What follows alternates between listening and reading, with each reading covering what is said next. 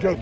I'll let you guys fire away with questions. All right, Coach, you came in kind of a clean slate. Which of the linebackers have impressed you the most so far? Yeah, the three veterans that have been around, Easton, Mason, and Eric, have been probably the three from a leadership standpoint and from just kind of understanding the new structure, the new terminology. Have really kind of understood it the quickest and are seeing more impact plays from those three. Easton's done a really good job of being our mic, kind of leading the communication on the field, but excited about both Mason and Eric. And, the playmaking ability, making some big time plays for us at different times.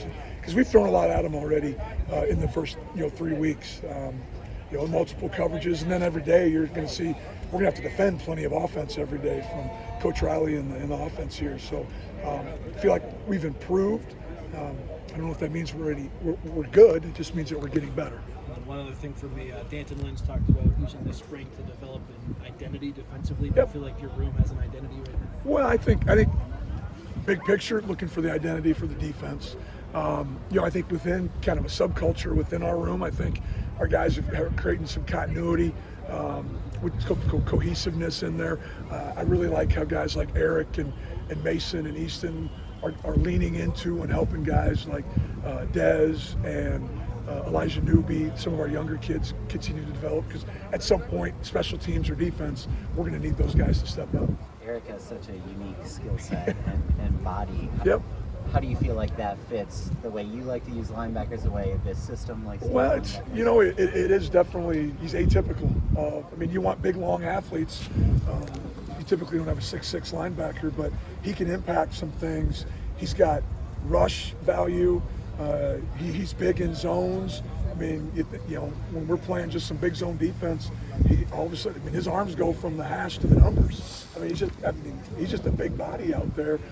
I think we're going to continue to find some other sub packages, ways to utilize because he's twitchy too. He's not just a big long kid, but he runs well. He understands football. Asks some tremendous questions in meetings. Always trying to get better. As a coach, are you kind of like challenging yourself to be like, okay, how can we fix or not fix, but like kind of change what we've normally done to accommodate someone like him? Well, a little bit. Trying to find ways that we can utilize Sam. Right now he's playing both Sam and Will. And so trying to really kind of push the envelope. He's a veteran. He's been around. He's been on the grass in big situations. Let's see what he can do. Not necessarily trying to overload him, but kind of get him out of his comfort zone. Someone like Elijah Newby was already kind of in the recruiting class by the time you got hired. What have you learned about him? Was naturally more of an edge kid in the high school level. A little raw playing off the football, but the upside is that he has great football IQ, understands the game, and is very intentional about questions and watching film and being around the veterans. And you hear questions when I'm talking to someone over here.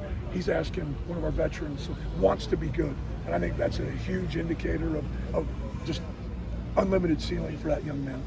With Eric, I know there's always been talk about his weight, how much weight he needs to gain. Is that something you guys are continuing pushing to the envelope? on? Yep. Yeah. Oh yeah, we talk about it consistently. He's 220 now. When I came out and watched bull prep, he wasn't 220 by any means. So we're in a good spot, but he knows that there's probably another 5 to 10 pounds in there. Big long kid. I don't think it'll impact his suddenness or his ability to run or change direction. Coach, has it been a big adjustment for you, kind of subjugating yourself from the head coach mentality to assistant head coach, position coach? Yeah, it has been. It's been a good thing for me. I know, when you're a head coach, you're worried about everybody. Now I get to worry about, a room and a little bit the defense overall. I kind of smile at times when coach has those moments or has those issues. Like, hey, that's on you now.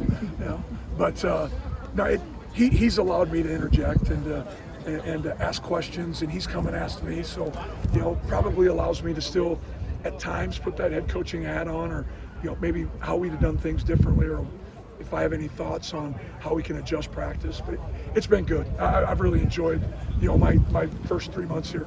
And when it comes to recruiting, have you had to change your style, recruiting for USC compared to to I think one, at my last institution and this one, you have a brand at both that's known from coast to coast.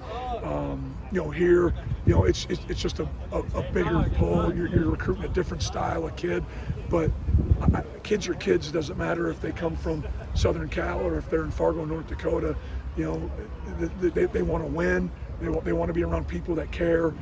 They want to be somewhere that's going to help develop them so they can be the best version of themselves. And I think that's the thing that we're selling right now, especially as a defensive staff, is this is a place where you're going to get on the front end of something that's building and growing daily right now.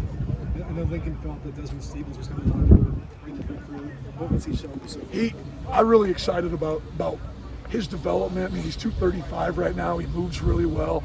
He's one of those kids that didn't know a lot about him, but you get him on the grass, he just kind of has that he understands football. He kind of has a natural feel for it, and that's not always the case. The transition from high school to college can be a huge step for a lot of kids, and he's made it pretty gracefully right now. And now it's just getting him out of his comfort zone, continuing to push him to better himself. How do you feel like Easton and Eric just complement one another with their size differences?